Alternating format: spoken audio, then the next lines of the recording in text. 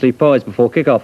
When you throw in the small matter of vital league points, both sides had a disastrous Christmas.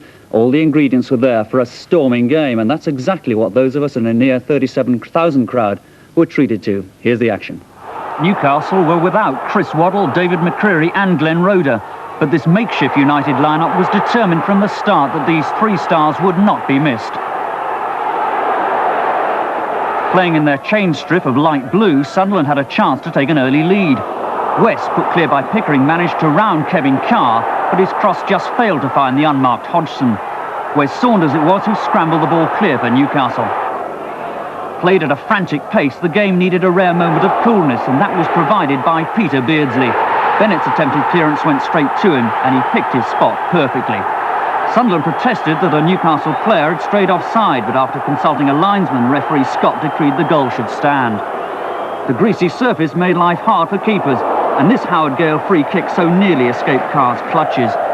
It was 1-0 to Newcastle at the interval, but 3 minutes after the restart there was double disaster for Sunderland. Gale was adjudged to have brought down Saunders in the area. Despite being booked in the first half, Gale continued to argue with the referee and paid the price. As he walked sadly off, Beardsley made it 2-0 to Newcastle from the spot. A depleted Sunderland went straight onto the attack, and only a fine save by Carr from Walker stopped them getting back into the game. But they must have known it wasn't to be their derby day when Daniel's innocent-looking challenge on Wharton again had Mr. Scott pointing to the penalty spot. Up stepped Beardsley for his hat-trick, but this time Turner was to deny him with a brilliant save. A goal then would have put Newcastle out of sight, but Sunderland weren't finished. Colin West made it 2-1 with an extraordinary effort. Having robbed teammate Hodgson, he then beat Carr with an exquisite chip. The 5,000 Roker faithful were ready to cheer the equaliser when full-back Venison was put clean through, but desperate defence by Saunders thwarted him. A game that had so far produced passion, thrills and sadly 6 bookings and a sending off still had drama left. Sloppy defensive work from Sunderland was capitalised on by Gary Megson, who gave Beardsley the chance to apply the killer touch with 10 minutes to go.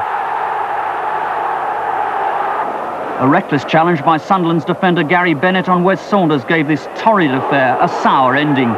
Referee Scott was right to apply the law relating to violent conduct, and Bennett had to go.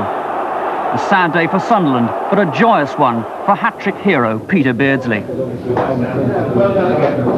Obviously I'm delighted, but I think on the day we were in with a weak inside, and the lads that have come in have done a tremendous job, and I think it's all credit to them, really. The first was the one that broke the deadlock, of course, left foot, wasn't it? Yeah, well, I was quite pleased with it, to be honest. I knew if I'd have blasted it, could have went anywhere, and I just saw a gap in the bottom corner, and fortunate enough I went in.